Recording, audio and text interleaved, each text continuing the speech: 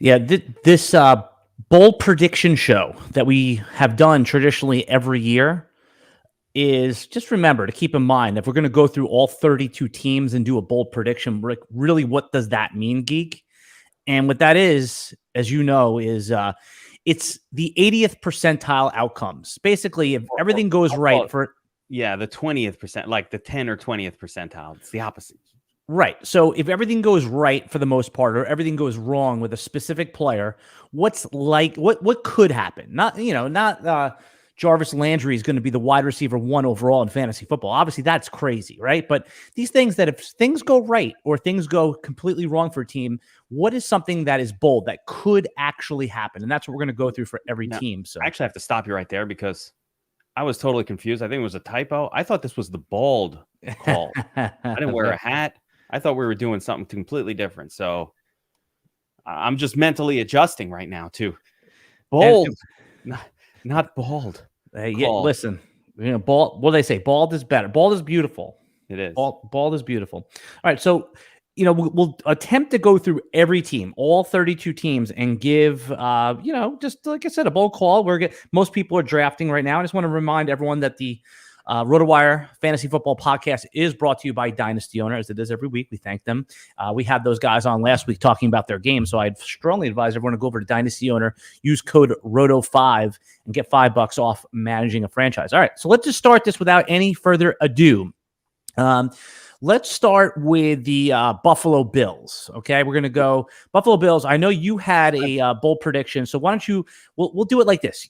A quick bold prediction, maybe a quick comment or two, and move on. And if we need to talk about a player off of that, that's fine. So Give me a bold prediction, 80th percentile outcome, likely, unlikely for the Buffalo Bills. Yeah, keeping it simple. Stefon Diggs falls outside of the top 12 wide receiver group. He is not worth a first-round pick, and he's definitely not worth what his current ADP is, WR4. He falls outside of the top 12. My reasoning being the emergence of Gabriel Davis, of course, Dawson Knox, lots more passing options for Josh Allen. Diggs becomes a 7 or 8 target a game guy, and he just doesn't get there. Wow. I mean, it's funny. The fantasy football market loves Diggs. They also love Gabriel Davis. That would be interesting. I mean, he disappointed a little bit last year. So, yeah, that is a bold call. I'll give you that. Let's go division by division. We'll stick in the AFC East. You got something for the Dolphins? I've got something for the Dolphins, and this one's bold. Raheem Mostert of that wide receiver group emerges as the guy with the most yardage. I don't think he's going to be most rushing yardage. The most rushing yardage of any of those running backs. Everybody thinks it's Chase Edmonds. People talking about Sony Michel. Raheem Mostert emerges. That is pretty bold. Yeah, I mean, I think that's actually a pretty good bold call because we all know that Raheem Mostert just gets hurt, right? That's what he does. I think he got hurt on the first carry last year. And if he stays healthy, I mean, he's still a good running back, fast running back, fits this scheme perfectly with Mike McDaniel. So, yeah, I mean, if the 80th percentile outcome happens and he stays healthy, that's a really good bold call. All right, we're going to zip. The fast injury would not be within that 80% outcome, but it's likely to happen. Right. Yeah. I mean, that's what we're talking about here. If everything goes right, what is the 80th percentile outcome? All right. We're going to go with the Patriots. So I have one for the Patriots here. And everyone's forgetting about Nelson Agholor, man. But Nelson Agholor will lead the team in receiving touchdowns. Now, he was a good touchdown scorer that last year on the Raiders. They're saying that he was a standout in camp. Now, Devontae Parker has not been able to stay healthy. Jacoby Myers, we know, is not a touchdown scorer. Everyone celebrated like he won the Olympics when he scored his first touchdown last year. So I just don't, other than Hunter Henry, I don't see who's a threat to catch touchdowns here. So Nelson Agholor leads the team in touchdown receptions. It would be my bold call for the Patriots. See, I would flip that. I like Devontae Parker to stay healthy and become the actual WR1 that he was always meant to be. Yeah, similar to the Raheem Mostert call there. That would be a bold call. I mean, with health, he should be good. And he was very startable in the healthy weeks. All right, we're moving on. Bold call for the New York Jets. Here we go. I got one for you here. Elijah Moore, fantasy disappointment. People love Elijah Moore this year. There are fantasy analysts staking their reputation on Elijah Moore. And I just wonder, are they aware that Zach Wilson is the quarterback for the New York Jets and he's absolutely terrible? And we have seen nothing other than hopium smoking that would make you think anything else. So I am not excited about a wide receiver connected to Zach Wilson. Elijah Moore ruins your fantasy team this year. You think he's just not even startable? That's your bold call. He ruins your team as you sit there waiting for those big weeks, and he's just starting, but he just burns you. And then you put him on the bench that 1 week, and he goes off, and you're like, oh, back on my team. Burns you some more. Yeah. So you're saying he falls into the, oh my God, I too good to cut and not good enough to start. That would be bad. The only the counter to that is that he did have his best weeks with Joe Flacco and Mike White, and Joe Flacco started the season. But but it is a bold call. Wilson will come back and ruin him. He's going to look good for a couple games, but then he'll ruin your team. All right. So let's move over to the NFC East. We just did the AFC East. I have 4 bold predictions for each of the teams, and we can come back and comment on those. Cowboys, I'm sure it's not a surprise. It won't be bold to you, but I think Zeke Elliott still finishes as a top 5 running back just based on his durability and his accumulation. That wasn't good enough just being a 14-point, 15-point running back when you were picked 7th overall in fantasy drafts last year. But when you're picked he's solidly in the 4th round. He doesn't even go in the 3rd round right now. So not bold to you because we've been talking all offseason, but I think top 5, top 6 running back is very much in play for Zeke Elliott. Sticking with the brand. I like it. Yep. And Jerry Jones the other day saying that Zeke is the focal point of the offense, which we already knew. All right. Giants, bold call. Wandale Robinson, the rookie, leads the Giants in wide receiver fantasy points. Yeah, I don't even think that's that crazy of a call. Kadarius Toney can't stay healthy. Sterling Shepard always hurt. Kenny Golladay, a complete disaster. So Wandale Robinson, 5'7", like do it for the little guys. I'll be rooting for him. Rooting for him. Well, yeah, and Wandale, by the way, was a running back before he was at Kentucky at Nebraska. So you could see Wandale get 40 carries, like 2.5 carries per game. I think that also leads to his fantasy, like a poor man's Debo. You're vertically challenged as I am. Do you root for the little guys? Like, do you have like a certain affinity for the shorter player? Of course. Of course I do. Think we all do. Every single 5'8", wish couldn't play on the team guy is like, yeah, dude, come on, let's show you how it's done. The reason Wandale is a bold call is because by ADP, he's not going ahead of the other Giants pass catchers. Kadarius Toney's going way ahead of him, and then those other guys just don't get drafted. So yeah. All right, Eagles bold call. I almost said bald call again. Eagles bold call is Jalen Hurts finishes as the overall QB1. He's the QB6 by ADP. He's got the best offensive line. They've upgraded his pass catchers with AJ Brown. Everyone loves Dallas Goedert, who was a top 5 tight end after Zach Ertz left. I think it's all set up here. Jalen Hurts is not some second-round scrub that he was drafted at. He was a decorated, good college football player who's now translating into the NFL. I'm going to share this with your audience and mine, who happen to be watching this, that Alan, of all of the bold calls that you've made over the years, your most accurate has been who will be the QB1 for the season. I'm going to remind everyone that in year 2 of Lamar Jackson, when he was QB16 coming off the board, no one liked him. Seslowsky said QB1. Then in year 2 of Josh Allen, when no one liked him, or year 3, I believe it was, the call was QB1. And last year, I will pat myself on the back on the Jalen Hurts, draft him in every league. He'll give you top 3 upside, and he did. So I love this call, and I believe in it. Victory Lap podcast. Who doesn't love that? And by the way, credit for those other calls. And everybody who's watching in the chat, throw your bold calls for each of the teams we're talking about in the chat. We love to, if there's some good ones, we'll try to read them out at the end. All right. So in the NFC East, we're in the Commanders. Now, hear me out, Geek. My bold call is that Carson Wentz finishes as a top 12 quarterback in fantasy scoring. Now, hear me out before I see you gritting your teeth. I can't. Hold on. Let me get the 1 minute, the 10-second case for it. Carson Wentz was QB what last year in Final Fantasy points? 17, 6 point score. 18, 20, 13. Get out of here. Yes. In 6-point scoring. In 4-point, no, he drops to 14 or 15. But in 6-point leagues, which a lot of us play in, he was QB 13 or 14. I think it was 13. And I mean, why can't he? Now he's got Terry McLaurin, right? Now he has some good weaponry. He's got a pretty a decent, robust line. Is there good weaponry, or is it just Terry McLaurin, a rookie? Who we all like and who's getting, Jahan Dotson getting ready. I'm just saying it's not likely to happen, but it's a bold call.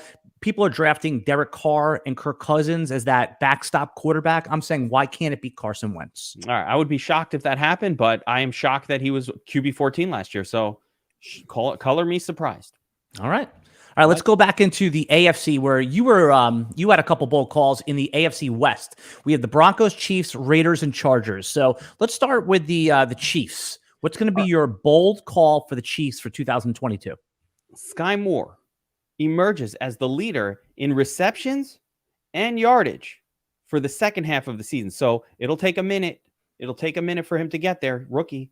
By the second half of the season, he outproduces Travis Kelce and all of those other ne'er-do-wells at the wide receiver position, including the oft-injured Juju Smith-Schuster. Yeah, I mean, everyone likes Sky Moore. I think that is good. And I like that you caveated it a little bit with second half of the season, because maybe those who draft Sky Moore will have to end up dropping him. And then you get and scoop him up, because the buys start hitting in week 6, week 7. It gets painful to hold players that don't produce. So I like that call. The rookies take a minute to come around. I mean, think about even Chase last year. It took a minute. It took a minute for these guys to come around. Yeah. Yeah, I mean, that is fair enough, man. So that is a pretty bold call, given that Juju and Travis Kelce are there, and they should be yardage kings.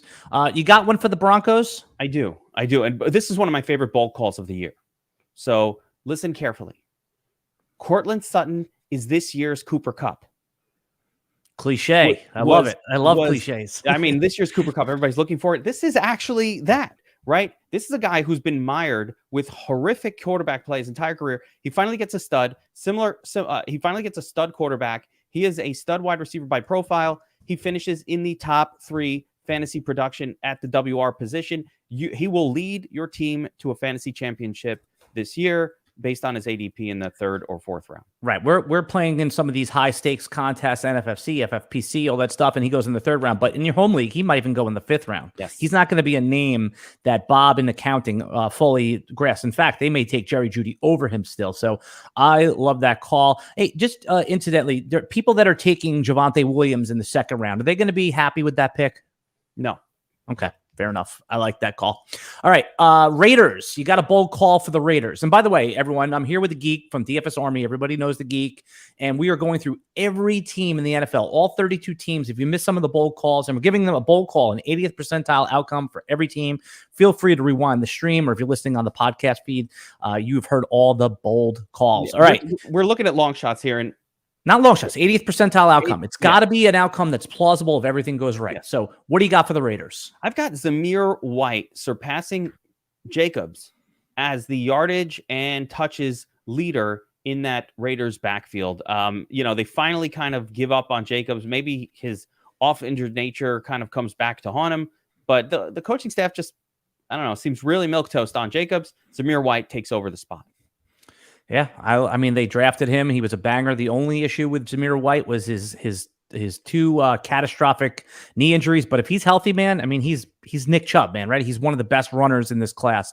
So I like that as a bold call. And let's get one from you from the Chargers. Give me a bold call from the Chargers. Do you have one? Yeah, I mean, here's what I got for the Chargers. Love the team. Joshua Palmer emerges as a top 36 score. Nah, he's not going crazy, but he emerges, and it might be an injury or something, but he's looking great, and he gets the chance to shine as a top 36 wide receiver fantasy producer this year. So he takes a leap up. He's not really even being drafted. No, he takes a leap top up and becomes a startable player. Yeah, and I think that's a great call as well, because there's really not a tight end that they spread the wealth to. I mean, Gerald Everett is always like a guy with upside. Parham has been an end zone, like a touchdown catcher, but there's a lot of room for Palmer, and especially if there's an injury to Mike Williams or Keenan Allen. Both have had a history where they've missed some games. Yeah, more recently. Keenan Allen used to be an injury guy. People forget because he's kind of shed the topic, but there were multiple seasons in a row where he was knocked out. So Josh Palmer. All right. Why not? Here we go.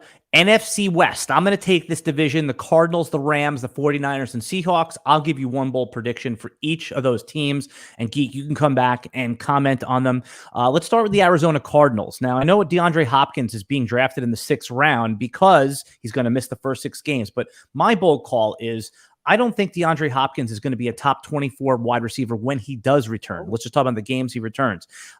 DeAndre Hopkins was getting the target volume when he was healthy last year, but we've already saw with Will Fuller, there was a PED violation. Was that propping him up? Was that keeping him healthy? Can DeAndre Hopkins stay healthy and as productive at age 30? Now, we love DeAndre Hopkins, and I think he'll have some games, but they're going to have Zach Ertz. Supposedly, James Conner is going to be a focal point of the game.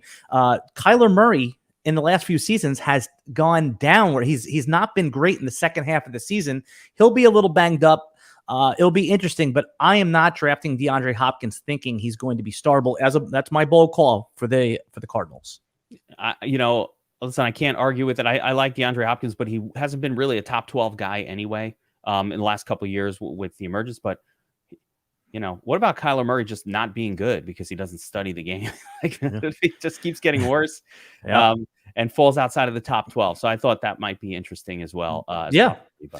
Top 12, it's just that he has such a high floor. It would be hard for him to fall out of the top 12. But one of the podcasts that I listen to regularly, the Breakfast Table podcast, they had a funny, they said something funny about Kyler Murray. They said that Kyler Murray is like a stick of bubble gum in one of those trading card packs that you put it in your mouth and it tastes so good, but like 10 seconds later, it's just like cardboard. So Murray's good in the beginning of the season. So I want to give them credit for, I like that. That was a good reference. All right.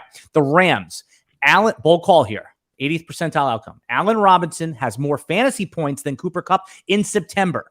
The defenses are going to key on Cooper Kupp. They're not going to let them beat him. So that opens up everything for Allen Robinson, who's been the star of camp the month of September. Of course, Cooper Kupp is one of the best players in all fantasy football and in real football. Bold call.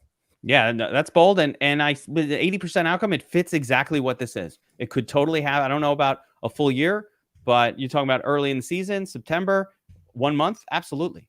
Absolutely. Yep. I think that's very possible. And I love Allen Robinson this season in general. Yeah, there's some people that aren't in on Allen Robinson. That was surprising to me. All right, the 49ers. Oh, by the way, let's stick with the Rams for a second here. Which running back do you think is going to end up being the more useful of the two?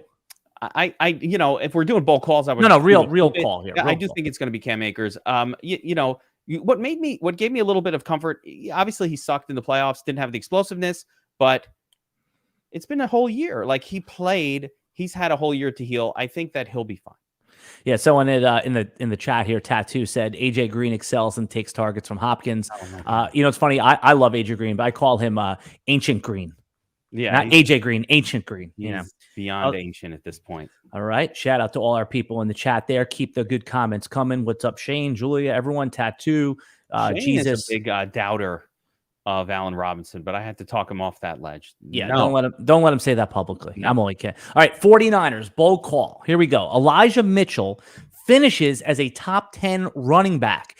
We all agree that if he was assumed perfect health, he would already be a top 10 running back, a first-round pick. He put on a little bit of extra weight this year to survive the hits. Now, we saw him already get a little dinged up in camp, but he is the perfect running back to operate in Kyle Shanahan's system. And now, with the threat of Trey Lance running, that should open up things. The linebackers have to watch the backside. Jim Coventry explained this to me perfectly. So I want to give this take out to the audience here who hasn't heard this one. And if you can't with Jimmy Garoppolo, they knew once they handed it off, all the linebackers would converge. A lot of big hits on Mitchell. Now the threat that Lance can zip around the backside. The linebackers are going to have to be a little softer. And Elijah Mitchell, man, he does have some injury risk, but if everything goes right, you're talking about a top 10 running back that you're getting in the 5th round. Bold call. I love this call. I think, 49ers running backs. The 49ers have been waiting for a running quarterback for years. They're trying to do what they did. The staff, the RG3 Alfred Morris thing, and there wasn't that much talent with Alfred Morris kind of running in a similar scheme. Put Elijah Mitchell in there. He's got the speed. I love it. I love the call. And, I have a little bold prediction for the, so on the same note of bold, Deebo Samuel falls outside of the top 12 and becomes a bit of a fantasy disappointment. Not horrible, but just with such a run-focused offense and with the team maybe not running Deebo as much this year, there's just not enough passing game volume to go around to produce what people were hoping for and what they saw from him, which were those multiple 25-plus point games like we saw last year. We don't see it from Deebo this season, 80%. Yeah, it's he's been a pick I've avoided in the 2nd round. I understand if somebody wants to make it. Unfortunately, you did make that in our NFFC draft, so they left me no option. I mean, he still belongs where he belongs, but there's just concerns. Like, what do you do? I mean, I would have reached Brown ahead of him. I don't know what to do there. Right, there's or no running back left. Right. You could have reached up for Michael Pittman, but that would have been uncomfortable too. Let's keep going, man. Right now we are doing all our bold calls, one bold call for every team. And a bold call is defined as an 80th percentile outcome for the Seahawks. Ready for this one, Geek? The DK Metcalf is the wide receiver 8 or better in September. Everyone's going to be yelling sell high. Now, here's the case for DK Metcalf. He is the ultimate alpha, right? I think on a talent basis alone, we can see it. No one's going to disagree with that. If he was with Patrick Mahomes, he would be the wide receiver 1, 2, 3, or 4, right? Absolutely. But what happens is sometimes, and my former colleague Chris Liss explained this best, and he said that sometimes when you have the gunslinger quarterback that's below the level of a competent quarterback, and I think Drew Lock it classifies as that, they just go to their alpha receiver and hope they're going to make a play, right? It's not like what you don't want is the Tyrod Taylor, the Andy Dalton conservative guy. If he gets in trouble, he's going to have DK be the great eraser. So you could see DK Metcalf getting 10 targets a game, and nobody likes the offensive line. So he's just going to chuck it up there. DK Metcalf, when getting those YOLO balls and just throwing them up there, he can pull them down and have multi-touchdown games. DK Metcalf in the 5th round pick is going to be a league winner for the month of September. Bold call. Yeah, I mean, I'm having a hard time signing off on that one. That's a little too bold for my taste. I'm pretty sure Courtland Sutton was on a team with Drew Lock, and it didn't look well. It didn't go well for Sutton. It sucked.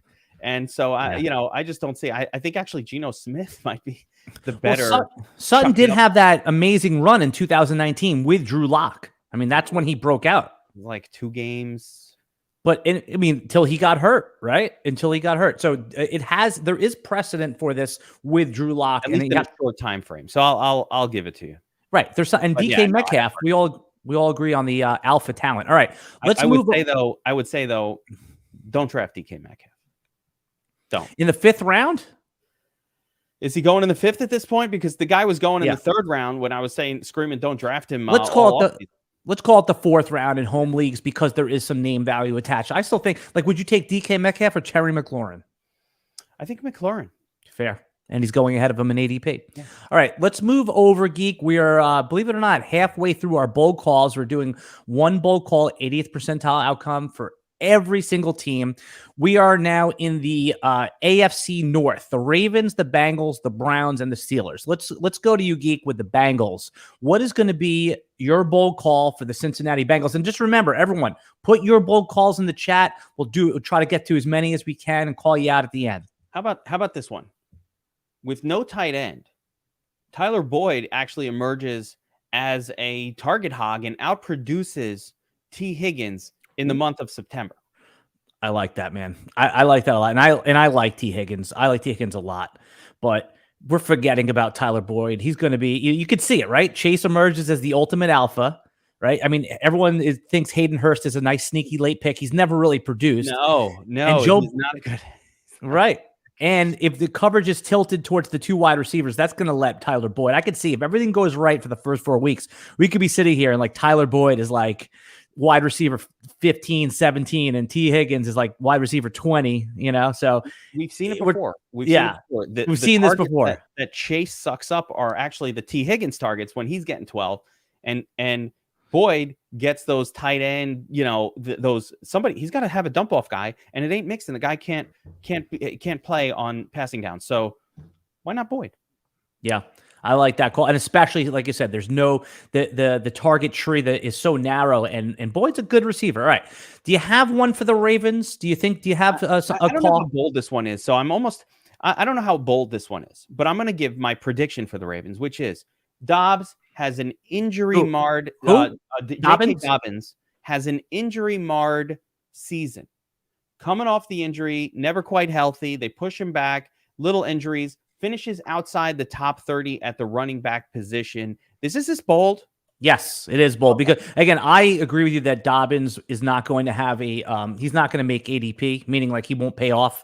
And it's not a question of his talent. It's a question of the receptions are not going to be there likely for him. And if he doesn't score touchdowns, he's not going to, and the injury recovery is slow. So yeah, I think that's a bold call based on ADP that he won't finish as a top 30 running back. And again, we could be wrong, but I don't like the fact that it's still a mystery whether he's ready week 1. Like we want our players going into the season healthy. If they're injured going in, you always end up with those little soft tissue injuries, the compensation injuries. There's a lot of pressure on players. And this is just an overall, when a player is injured in the preseason thing, there's a lot of pressure on these guys to get in the game. And what happens is they're not fully stretched out. They didn't have the proper training camp, and they just get little injuries, and it ruins the whole year for them. And then that next year they come back and then they're great. Totally. He'll be last year's bums type of guy. He'll be like the guy that everybody likes. I'm with you on that call completely there. By the way, let's just take a quick break here, not for the video audience, but for the podcast audience. Just stick with us through 3-minute break.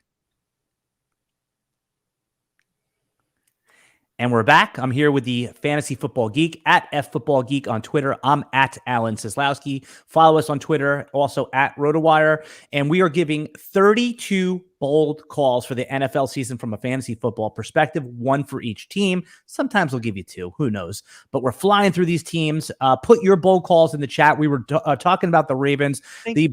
You think team fans are like waiting for their team to come up? Like, all right, I love the Browns. I love this team. Well, what are they going to say about them? Like, or the ones football guys, and we don't care. We just care about the players.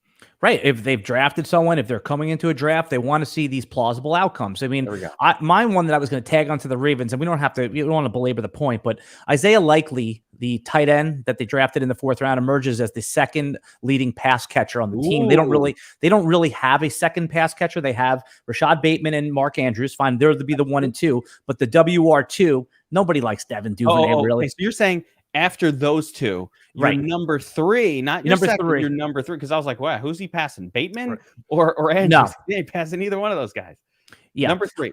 So he's the wide receiver 2 in a sense, like even though he's a tight end, because he is basically he's like an Evan Ingram type of wide receiver, and he's just good at football. You saw that on display when he had 8 for 80. So I say that not Devin Duvernay, not Prochet, that it's Isaiah Likely that emerges as the next guy. Let's call him the 3rd best pass catcher in that offense. So. I could see it, and I like it. Okay. All right, let's move on, man. Someone asked quickly how we like Bateman like everybody else. We're taking him in the 4th round. We love no hot take there. No hot take. I wanted to find a bold call, honestly, for Bateman, but there's nothing bold about it. I think he will be a top 12 wide receiver. Okay. Is that bold? No. Yeah. All right. What I think is going to happen. We covered the Ravens. We covered the Bengals. Let's go to the Browns. Do you have a bold call for the Browns? I do.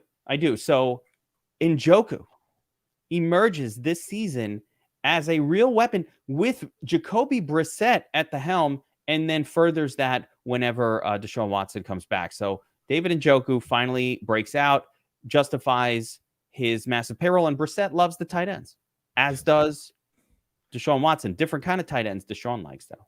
Yeah, I think that's a really good bold call, because David Njoku is probably better off with Brissett, given Brissett's history with tight ends and looking to that part of the field. I think that's a really good bold call. I won't tag on to that. And last, the Steelers. Give me your bold call for the Steelers. There's a lot. I've got a double tap for this one. Number 1, Pickett wins the starting job. Okay. May not be so bold as that has been coming out in camp. So I'm going to throw Cole. All right. So people are saying that, but here's the bold. Diontae Johnson drops outside of the top 36. He requires massive passing game volume. That was more of a Ben Roethlisberger thing. And we no longer have our Diontae Johnson volume cheat code week after week. He drops out of the top 36. Bold call. I love it. That's a good one because he's being drafted routinely in the 4th round. All right, we're going to move over now to the NFC North. I'm covering the Bears, the Lions, the Packers, and the Vikings. I'll give one bold call for each of these teams, Geek, and then you can, do your usual, add some flavor to it. All right, the Bears. Darnell Mooney is a top 10 wide receiver for the first 6 weeks of the season while the weather is still good. You and I talked about that the Bears have never had a good fantasy quarterback, and they've never had, well, maybe Jay Cutler, and they've never had a wide receiver. I can't even think of one other than a short stint from Alshon Jeffrey and maybe a little bit of Brandon Marshall. But Mooney wheels up for the first month and a half of December. I mean, I like that you qualified it with a shortened time frame. 6 weeks. 6-week time frame, and that's cool. I will say, though, beware of the Chicago offense and their lack of ever being Bobby Clinks. There we go. Trubisky's not even starting. All right. Don't yell at one person in the chat. We got a big audience. But all right. So there we go. That was our Bears bold call. David Montgomery, your guy. I think we like his ADP, so nothing bold there. Let's move over to the Lions. All right, ready for this one. Here's my bold call, 80th percentile outcome. DJ Chark, who's already had 1,000-yard and multi-touchdown season, will have 6 touchdowns by week 7. So almost a touchdown a week. Jared Goff is pretty comfortable in the pocket when he's protected. The Lions have a top 3 offensive line. And if he has time to make the reads and make the throws, the Lions want to take the top off. All the attention is going to be on Amon-Ra, on DeAndre Swift. DJ Chark has already proven he's a good deep threat, and I think he's going. My bold call will be 6 touchdowns in the first 7 weeks for DJ Chark. I'm putting this one outside of the this is like a 99 percentile outcome. Like I just for him to last 6 weeks in a season would be a 10%, a top. I flip it, but it would be almost impossible. I give him a 10% chance of lasting 7 games, just not getting hurt. DJ Chark. Well, let's see. I don't have his career stats up here, but that 1 year that he had, right? That career year. Let's see his career stats. Let's look it up here. You would think it would be easier to pull up stats real quick. I'm going to look up on Pro Football Reference. Here we go. Just to give. All right. So that big year that DJ Chark had, he had, let's see, from a yardage perspective, total yards, he had 1,000 yards and 8 touchdowns. So that was with the Jaguars in 2019. He is a player. And remember, he was a 2nd-round pick. Just remember, when you like a bold call, you can feel free to hit the like button. Don't hit the thumbs down. That hurts us. So if you don't like, just let us know in the chat. Just let us know in the chat if you hate one of the bold calls. Comment brutally in the chat why we're idiots for these horrible calls. Brutalize us in the chat. All right, Packers, bold caller, 80th percentile outcome. You know where I'm going with this. Aaron Jones finishes as a top 3 running back overall. Aaron Jones, the case for him is simple. He's already had a 19-touchdown season. He's firmly in Rodgers' circle of trust. I acknowledge he's going to lose some carries to A.J. Dillon. But we've actually quantified this on a RotoWire stream the other day. The number of points per game that Aaron Jones, at small sample, has increased with Devontae Adams out of the lineup is 8.8. The other day, Jim Coventry on his stream, he actually quantified it. We all know the splits are good. Aaron Jones could be that mega monster this year. He's never had less than 9 touchdowns in a season. I think he's got RB1 overall. Bold call. Yeah, I think it's bold, and I think it's within the realm of reason. I don't see him getting 20 carries in any game this year. No, he will not. He'll be 14 carries tops in we the don't game. Care about those useless carries in between the 20s. We care about our goal line touches and passing game targets, and we could see even looking at those podcasts that you put out and some of those split numbers, his target numbers go up close to 7 plus targets per game when Devontae Adams was out and when Martez Valdez-Scantling, essentially when there's no one else to throw to they throw to him. If you remember a few years back, even Ty Montgomery, when the Packers didn't have anybody to throw to at the wide receiver position, Ty Montgomery comes into a game and gets 11 targets. This offense does not mind throwing to running backs, and this quarterback doesn't mind featuring a running back in the passing game. I'm down with that call. And I see some pushback on, from anyone listening to this podcast that's high on A.J. Dillon. There is room for Aaron Jones to be a top 3 running back and A.J. Dillon to be a top 15 running back. There is room for both of these guys, especially if you're as low on the pass catchers as Geek and I are. Nobody would take those guys in the 4th round, right? Any of the pass catchers? I'm in a fairly high-stakes best ball league where somebody took Allen Lazard in, I think it was the first pick of round 4, right? That's aggressive. And I was like, ahead of Bateman, ahead of like real good WR1s. And I have concerns about no, don't do that. All right. The Vikings. I like Lazard early in the season, ADP of, round 8 and 9, but not round 4. Don't take him in round 4. Nobody's doing that. Nobody's doing that. Somebody did it. You're making a straw man argument here. Nobody's taking Lazard in round 4. I will show you my underdog. I'm not saying one idiot didn't do it. I'm saying no one else is doing that. All right, here we go, guys. The Vikings. I think this is a bold call. Some of you may not, but next year, 2023, there will be a consensus that Justin Jefferson is the 1.1 in all formats. Doesn't matter if it's half PPR, full PPR. We've seen him already in his rookie season, first 2 years, have the most yards of any player in the first 2 years of their career. He was wide receiver 8 as a rookie, wide receiver 4 last year. By all accounts, this new system with Kevin O'Connell and his camp report. Wait a minute. He was wide receiver 4 last year? Yes. Well, who was wide receiver 2? Here, I'll look it up for you, but here, let me Devontae Adams, probably. Devontae Adams. And here you go. I'll give you a full. No, that's a good stop. I didn't realize Adams was 2. I'm assuming Chase was 3 and then Jefferson was 2. Debo was 2. Cooper Kupp was 1. Debo was 2. Devontae Adams was 3, and Justin Jefferson was 4 last year. This is fantasy production, not yardage. And okay. Yeah. So Debo, we got some running back totals going on there. Yep. Yes. Rushing. So here we go. So, like I said, he's the consensus 1-1 next year.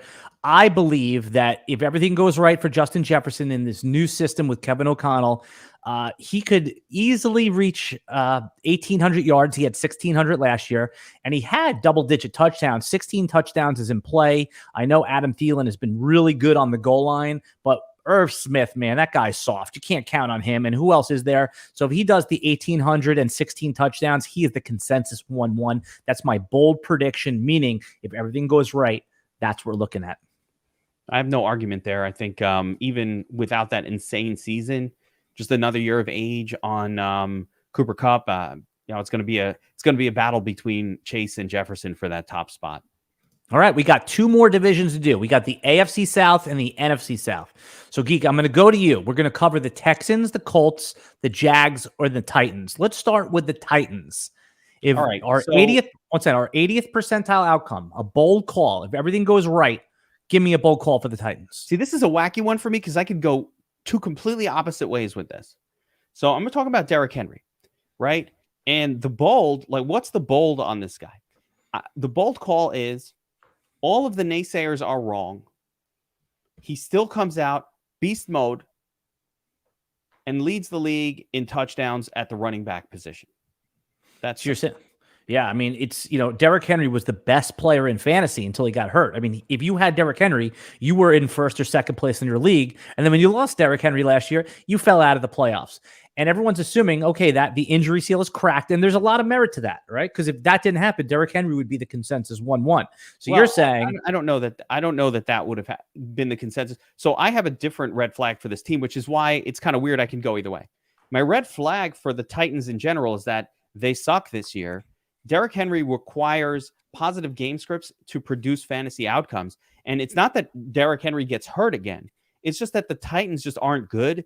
They aren't winning games like they did. They had these miraculous wins last year. The loss of A.J. Brown affects them very terribly, and they become this bad team that just game scripts Derrick Henry out of a lot of games, so he has a ton of duds. So I know I'm reverberating 2 different sides of a coin, but it's not the injury, but rather the team being bad. Yeah, we have a Treylon Burks truther in here. Slow start and then finishes as as a top 6 wide receiver. I have the opposite bold call on Burks. But listen, if you were in on Treylon Burks, the rookie wide receiver before, you're gonna make excuses the whole time. And if you were out on him like we were, Geek, you're gonna make excuses and form a narrative that he's bad. I took Jahan Dotson ahead of him in a rookie draft. So we can go either way. I don't want to spend too much time on Burks. The call is bold. So I'm going to be, that's the bold side. The consensus is no one likes Burks. So the bold is the consensus is still everyone's making excuses for Burks. Oh, really? All right, let's go to the Jags. You got a bold call for the Jaguars this year? I do. And I like this outcome to actually happen. Travis Etienne, top 3 fantasy producer in 2022. He comes out guns a-blazing, people confused, not realizing that he's also a large running back. People think he's some gadget little guy who's going to lose goal line touches to James Robinson when he comes back. Travis Etienne is not a small running back. He has all the size. He's got everything you need at the position. He is pretty much the prototype of what you want. 5'10", 210 pounds. That's kind of in the Alvin Kamara range. Yeah, Kamara's not a small guy. Kamara has the right size dimensions. 5'10", 210, 215. That's what you want in your running back. And he comes out and absolutely smashes. People were laughing at me on a thread where I was talking about how somebody was reaching for Etienne in round 2. Somebody else was like, he's a round 4 guy. He's not. You're going to love Travis Etienne. PPR points, touchdowns, elite talent. He's going to be great this year. Yeah, it's hard to argue with that. It's easy to see Travis Etienne being, a first-round pick next year. Let's keep moving in the AFC South. The Colts. Do you have a bold prediction for the Indianapolis Colts? Indianapolis Colts. I've got Paris Campbell emerging as a startable fantasy asset this year. Listen, we've been waiting. It will take a top 80% outcome for this to happen. He's always when you say startable, you mean like a top 36 or top 24? Startable to me is top 36. So listen, he has zero chance of being a top 10 wide receiver, but he's a startable asset. That means top 36 fantasy production. I think a lot of things have to go right for that to happen, but the talent has always been there. He just couldn't stay on the field. So, how about Paris Campbell being useful? I like it. Paris Campbell is one of those guys I refuse to cut in Dynasty, and I've been taking him at the end of the best ball drafts. I'm with you. All right, give me one for the Texans, man. Bold call. Texans, again, at this point, this is becoming consensus. Yeah, you can't say anything with Damian Pierce because he's going in the 5th round now. He's going in the 5th round. So, but I've been screaming it. Yeah, all off season. All right. So you just took away my bold call. What do you think of Texans? Give me one of yours. I would say, how about this for bold? Nico Collins outproduces. I can't even say it. It sounds stupid. I was going to say Nico Collins is a top 36 wide receiver. He's going now in round 14. We love the talent with him. He's got that alpha profile. So if Davis Mills fires, as you and I think he will, Brandon Cooks. Not going there with that because Brandon Cooks. I can't go that far. But top 36, yes, I'm in on that. Yeah. All right. What were you going to say with Pierce, though? What Pierce, was going to be your bold call? Yeah, Pierce, top 6 fantasy scorer this year. So top six running back in the league. A workhorse. Oh, that is a bold call. 3 down back, and one of only 6 or 7 that exist in the National Football League. He gets a workhorse role and is able to parlay that into a quality fantasy season. That's really what I've been talking about with Pierce all off seasons. Like, this guy is a workhorse. He has a 3-down skill set. And why would they play these old dudes? Marlon Mack, the molasses footed. He's basically Alfred Morris reincarnated. Yeah. All right. Very good. He's literally 37 years old. We're going to finish up with the NFC South. I've put together 4 bold predictions for the Falcons, the Panthers, the Saints, and the Bucks. Geek's going to comment on them, and then we will wrap up the show. All right, everybody. So the Falcons, Cordell Patterson, who's going in the 9th and 10th round, is a top 12 running back until he gets injured, just like last year. This is not a bold call, people.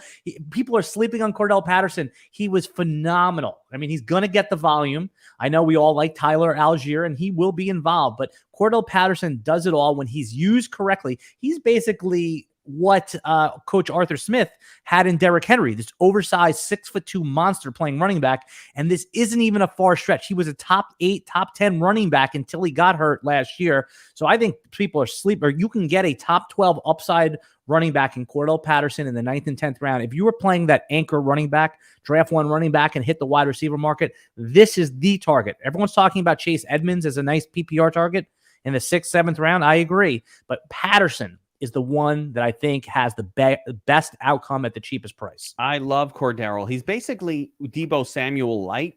You're getting 5 or 6 targets in the passing game. You're getting 7 or 8 rushing attempts that are high value rushing attempts. When he scores, he smashes. He wins you tournaments. We're doing over at DFS Army. We're doing the back test. We're doing a back test thing where we go back and we rerun every single slate from the 2021 season. Just get the old DFS muscles flexing. And it, as I'm going through it, I'm like, holy shit. Like, Cordero Patterson shows up in a lot of tournament winning lineups over the course of the 2021 season because of what he did. He kind of was obscure. Then he's doing it for a few weeks in a row. So love Cordero. And who doesn't love the age 30 breakout, the old popular age 30 breakout? All right, here we go. Panthers. Panthers is my bold call is there's nothing to see here. Everyone loves DJ Moore as his popular breakout. DJ Moore has gotten the yardage every year. He's been, let's say, held back by 4 touchdowns. Now, in Maryland, he was a touchdown scorer. He's getting like these 11 touchdown seasons. I don't see Baker Mayfield as a touchdown elevator in Carolina. I know that people like him because it's a major upgrade from Sam Darnold, but look at Odell Beckham. Had 0 touchdowns with Baker Mayfield and then had 7 touchdowns when he went to Matthew Stafford. Now, you could say that Baker Mayfield's throwing style and Odell Beckham's play style don't match up. So my bold call, 80th percentile, is that those who draft DJ Moore aggressively in the 3rd round are going to be disappointed. He's going to have a good season, but I would say that his touchdowns don't top 5.5. So I'm going to say under 5.5 touchdowns. Bold call. I can't argue with that at all. I totally agree with it. Anybody looking at Baker Mayfield to elevate a wide receiver hasn't been watching him for his career. What about Christian McCaffrey? Is it a bold call to say if you use your 1st round pick on Christian McCaffrey, you're more likely than not to be setting yourself up to lose your fantasy league this year when he gets hurt? I mean, if you're in an overall contest, I understand doing it, but it's like, it's swinging for the fences. I agree with you. I would not take Christian McCaffrey in the top 5, 6 picks, but I understand why someone would do it in a overall contest. Not me though. I want to actually win money. Hey, I'm in my friends and family league. I'm better than them, but hey, if I can't absorb injury mistakes. Should I be messing with Christian McCaffrey, or should I just say, you know what, I'll take Justin Jefferson here. Let somebody else do that and, worry about an injury every week. Like, could we really see Christian McCaffrey playing more than 10 healthy games this year? That's not bold. I have a hard time visioning it. If you don't like Christian McCaffrey to stay healthy, you should be drafting a lot of Deontay Foreman in the later rounds. All right, let's go. We got 2 more teams to get through, Geek. We got the Saints and the Bucks. We're giving 1 bold call for every team. We actually are going to get through this. The Saints, my bold call, 80th percentile outcome. Chris Olave scores 10 touchdowns this season and wins Rookie of the Year. I love it. I love the call. I think it's within the absolute realm of possibility. He's got the right quarterback. Michael Thomas, we don't trust him that much to stay healthy. He looks good, but even if he does, Olave, talent, and was supposedly the most NFL-ready wide receiver to come out of this year's draft. I love that call. And he had 2 years of his college career with 12 plus touchdowns, 11 plus touchdowns. His junior year, I believe he had like 7. I'm going off the brain here. So he is a touchdown scorer. The knock on his game is that he doesn't have a lot of yardage after the catch, but you don't need to when you're separating and scoring touchdowns. So that would be my bold call. Last one, Geek, the Bucks. So the Bucks. Russell Gage is a top 24 wide receiver until Chris Godwin's back in the lineup. Yeah, I don't in PPR leagues. Yeah, I don't know about all that, but all right. Isn't he hurt? Is he back? Is he healthy again? Like, all right. Listen, it's not that crazy. I don't know if that's bold enough for me. Give me something bolder than that. All right, here it is. You want something a little bolder to go out on? That's like, all right.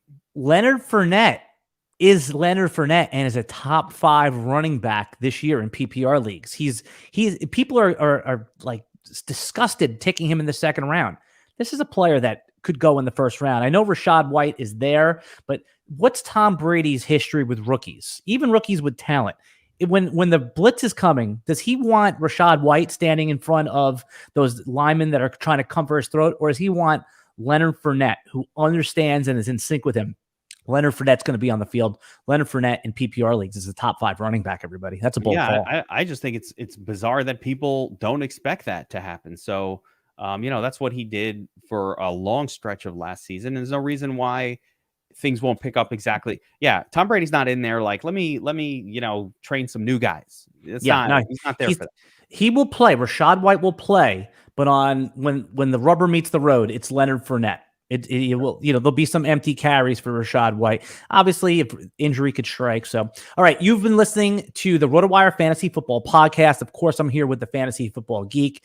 Everyone should go over to DFS Army. They have the best DFS, content and winners, and everyone knows that all the links are in the video description below. I want everyone to go follow at DFS Army. Go follow on Twitter at FFootballGeek. And let's also remind everybody, the Sharp app. The Geek is the co-founder or founder of the Sharp app, which has, I think, some of the best betting content, all the tools on there. Just download the Sharp app. It's free. All the great information and all those links, again, will be in the video description below. Follow RotoWire. Everyone here does. Just remember to like and subscribe to the video and channel. And if you want to check out right now, RotoWire's rankings and draft kit are free. If you haven't done this yet, you are not taking advantage of free.